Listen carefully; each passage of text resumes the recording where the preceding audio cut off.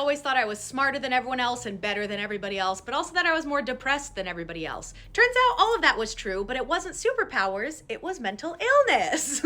Allow me to reintroduce myself. My name is Jacy and I was diagnosed with OSDD. Here's the story. So sometime last year, I was rock bottom with my mental health, but I had some settlement money and was able to check myself into a trauma treatment center. I stayed there for 10 weeks and that's where I learned that I had OSDD. This stands for Other Specified Dissociative Disorder, and it's on the same spectrum as DID, which is Dissociative Identity Disorder. This is formerly known as Multiple Personality Disorder, and it's kind of like that split personality. Basically, I have that, but I don't meet all of the qualifications, so I'm put into this other category. So for me, it's kind of a two-parter. The first part is chronic dissociation. I had no idea that for hours and hours a day, I was stuck in my head and couldn't tell the difference between reality and what was in my brain. I had depersonalization, derealization, and I was also really struggling with hypervigilance, that as a coping mechanism, I just got stuck in my own brain and never left. And the other half is this multiple personalities, where I have multiple parts that live inside me that got trapped in time due to trauma, and I just built too many parts over time, and that's why I kind of spiraled and got out of control. So now I'm learning that, oh, all of those voices that I'm hearing, all those crazy thoughts,